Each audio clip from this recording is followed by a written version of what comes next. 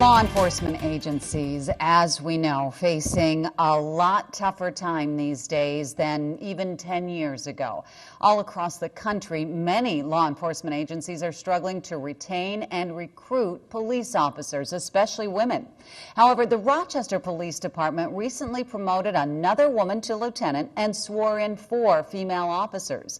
Lieutenant Jennifer Hodgman is the recently promoted officer. When did you know, Jennifer, that you wanted to work in law enforcement?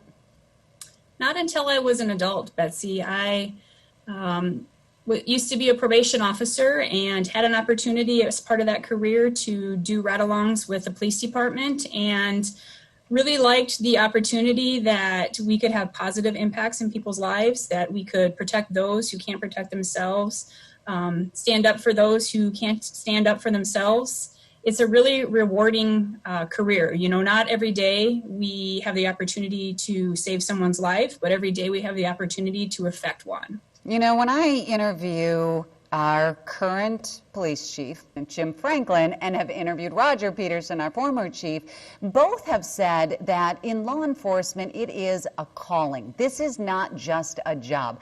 How is this for you? Is it a calling? Yes, I would definitely say that it is a calling.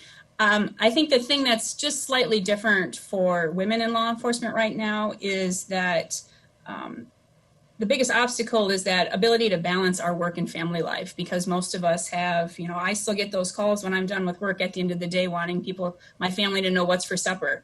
You know, we've just been done all day, you know, making decisions for people and doing all that, but still when we're done, we take this uniform off, we got to go home, and the kids have to be fed, people need to be taken places, the dogs need to be taken care of. And so having to really balance that work and family life is probably one of the biggest obstacles that women in law enforcement face. Speaking of your kids, you have an older teenager, you have someone who's still in elementary school. Do your kids hate your job? Are your kids proud of it? Because I'll tell you what, my kids hate my job. I would say my oldest son was proud of it. My youngest daughter doesn't really care for it. She's at that age where she gets upset when mom has to leave family gatherings, mom has to leave Thanksgiving, and just kind of that, you know, why are you always going to help other people, and why do I have to share my mom with other people? And then we have those conversations about, you know, the purpose of mom's job and the fact that I'm helping people who can't help themselves. What is something different now? We know times have changed a lot. And when you first started 15 years ago, how is it different now for you as a female and recently promoted?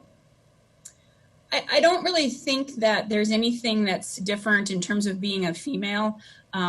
The thing that's changed the most in our career is just the technology and how much everything is so computerized and automated now. And it wasn't that way. You know, when I started, they were still some officers doing handwritten reports. And so a lot of that stuff has really changed. You know, in Rochester here, we are extremely lucky to have a very forward-thinking chief who brings encouraging momentum towards creating a more balanced police department, one that is more reflective of the community that we serve. And so to that aspect, we're very lucky here in Rochester. I'll ask you about the new recruits. It's hard to recruit, it's hard to retain in this day and age for law enforcement, maybe not in smaller departments like Rochester, definitely up in the Twin Cities and other areas they're losing police officers. But for recruiting and getting good qualified people on the force, I have talked with so many people about this. It should be about your qualifications and not that we have to fill a quota, whether it's women or minorities or anybody else. I agree with you. I think that the one thing to point out is that here in Rochester, we have so many different opportunities and so many different specialties that it really makes it a great police department to work for. You know, in terms of female and male, we are all held to the same standards. We have to pass the same tests. We have to go on the same calls, and we really have to work together as a team. There are a lot of professions, Jennifer, that help other people.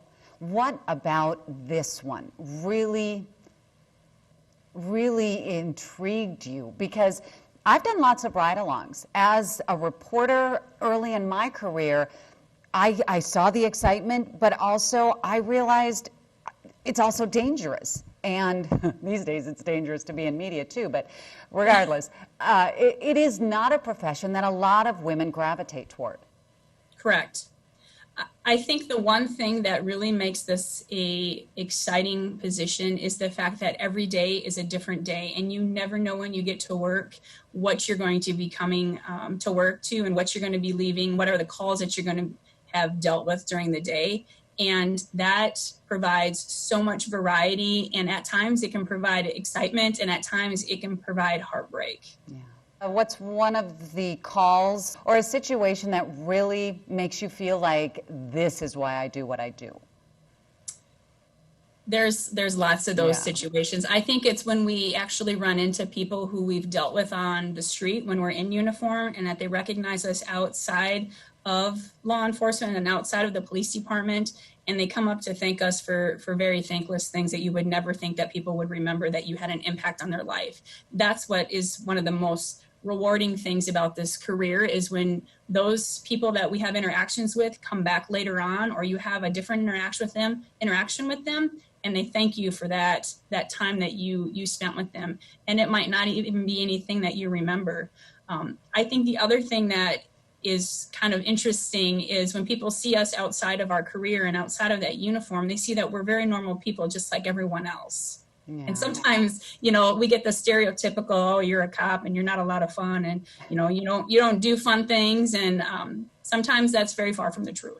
Oh, well, I always say this every time I interview anybody in law enforcement, how very, very much I appreciate that you have chosen to protect and serve.